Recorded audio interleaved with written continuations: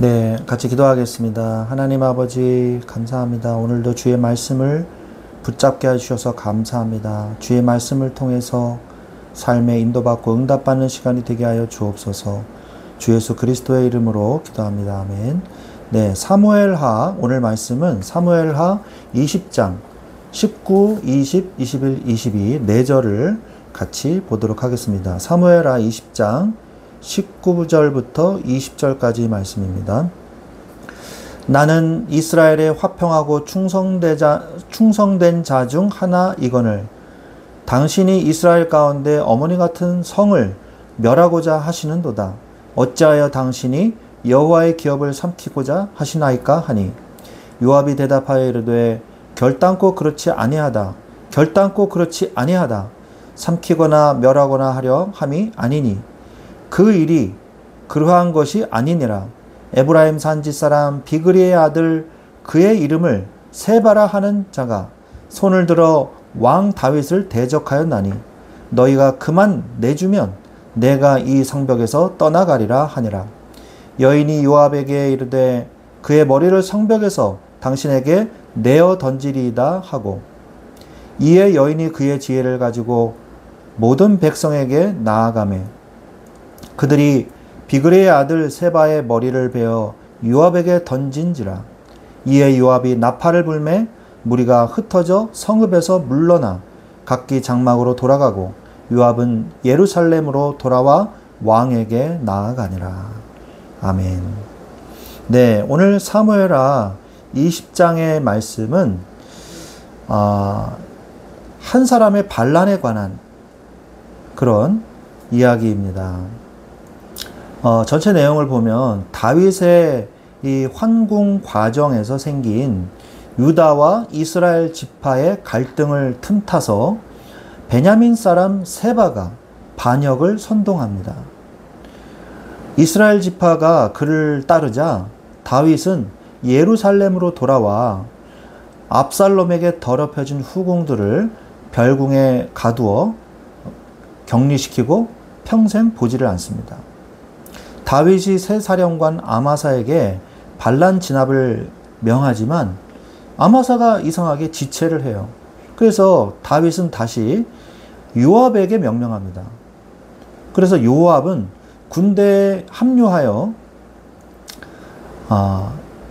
아마사를 친근하게 맞이하는 척하면서 기습적으로 살해를 하고 군대의 지휘권을 폭력적으로 다시 장악을 하게 되죠. 결국 아마사는 죽임을 당하게 되죠. 요압이 세바를 아벤마 성까지 추격하자 한 지혜로운 여인이 나서서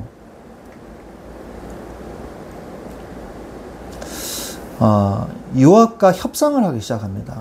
아니 왜 이 하나님의 이 어머니의 성과 같다고 불리는 지혜의 성인 이 성을 왜 이 다 진멸하려고 합니까? 그러니까 오늘 이 본문의 말씀이에요. 그렇지 않다. 세바만 넘겨달라라고 말을 하죠. 그러니까 성읍 사람들이 세바의 머리만 베어서 넘겨줌으로써 성 전체가 구원받고 이후 왕국의 행정관료 명단이 이제 재정비되는 그래서 안정이 되어지는 그런 내용들이 전체의 내용이 되겠습니다. 우리는 여기서 두 사람을 우리가 보려고 합니다. 첫 번째 사람은요, 한 사람의 반란으로 인해서 전체에게 어려움을 가져다 준 세바예요. 베냐민 지파의 세바. 이 반란 수습 과정에서 열 지파와 유다 지파와의 갈등이 일어납니다. 뭐냐? 이 다윗 왕이 요단강을 이제 건너야 되는데요.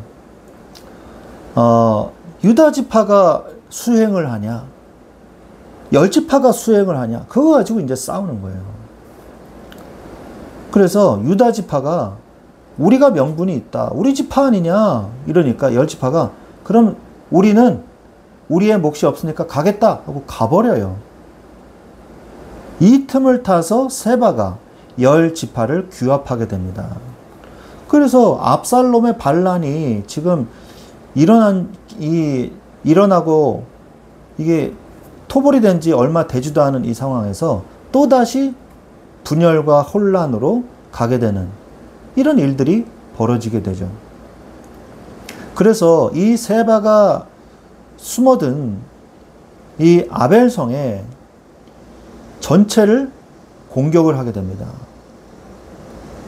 전체를 공격했어요, 요압이. 그러니까 이스라엘이 어머니와 같은 성인데 왜 공격을 합니까? 라고 말을 하죠.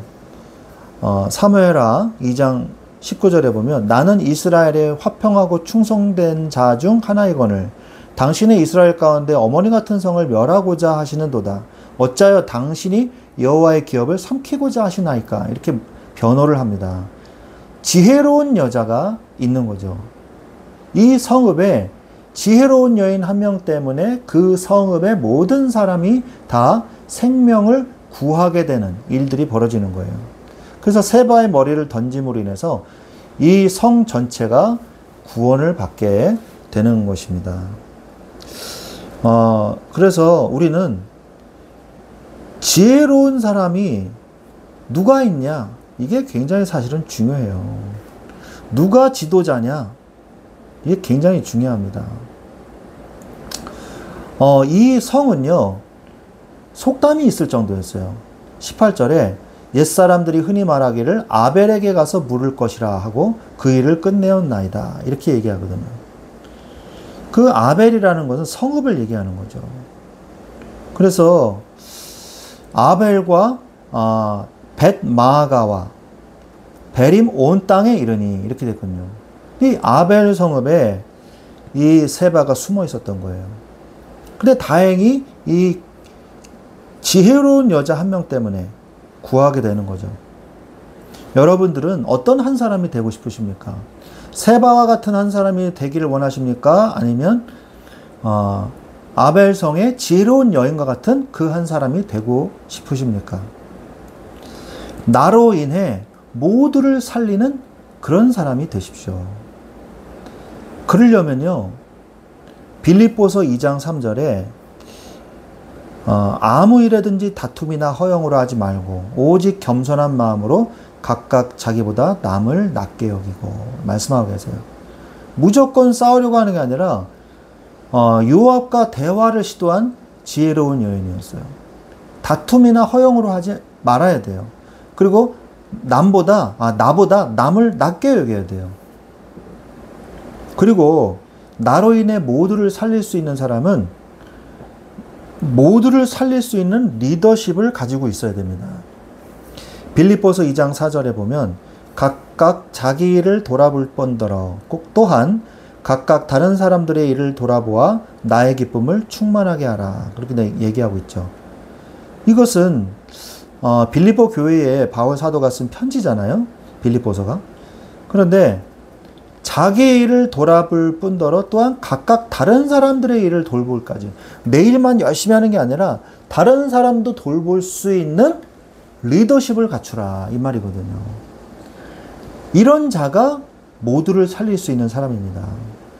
또한 디모데후서 2장 21절에 보면 그러므로 누구든지 이런 것에서 자기를 깨끗하게 하면 귀히 쓰는 그릇이 되어 거룩하고 주인의 쓰심에 합당하며 모든 선한 일에 준비함이 되리라 그랬어요.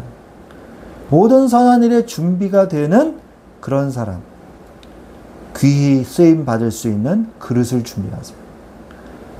내가 그릇이 안 되는데 하나님한테 크게 쓰임 받게 해달라. 이건 말이 안 되는 거예요. 여러분이 여러분의 삶에서 복음 가진 자로서 하나님이 쓸 수 있는 그릇이 되게 해달라고 기도하시기 바랍니다. 또한 복음의 지혜가 모두를 살려요. 복음이 있는 사람이요, 모두를 살릴 수 있는 거예요. 복음의 유일성을 가지고 있는 사람이 되십시오. 사도행전 4장 12절에 베드로가 어부 출신이지만 담대하게 다른 이로서는 구원을 받을 수 없나니 천하인간의 구원을 얻을 만한 다른 이름을 우리에게 주신 일이 없음이라 하였더라 라고 담대하게 복음의 유일성을 제사장들과 사도계인과 바리새인들에게 선포하지 않습니까? 그러한 복음의 유일성을 알고 있는 자가 되시기를 바랍니다. 그리고 그리스도의 대사로서 이 일을 수행할 수 있는 사람이 돼야 돼요. 우리는 고린도후서 5장 20절에 우리가 그리스도의 대사로 부름받았다고 성경이 말씀하고 계시지 않습니까? 그리고 또한 담대함을 가지고 있어야 돼요. 두려워하지 말고 말할 수 있어야 돼요. 이 복음의 유일성을. 왜? 생명을 주는 유일한 길이기 때문입니다. 사도행전 18장 9절로 10절 말씀에 밤에 주께서 환상 가운데 바울에게 말씀하시되 두려워하지 말며 침묵하지 말고 말하라. 내가 너와 함께 있음에 어떤 사람도 너를 대적하여 해롭게 할 자가 없을 것이니 이는 이성 중에 내 백성이 많음이라 하시더라. 두려워할 필요 없어요. 이 복음은요, 생명을 주시는 유일한 길이기 때문입니다. 예수 그리스도의 복음을 전할 줄 아는 자, 그리고 나로 인해 모두를 살릴 수 있는 그릇을 갖춘 자가 되십시오. 그래서 지혜로운 아벨성의 여인과 같은 응답을 받으시기를, 그릇을 준비하는 여러분 되시기를 예수 그리스도의 이름으로 축원드립니다. 아멘.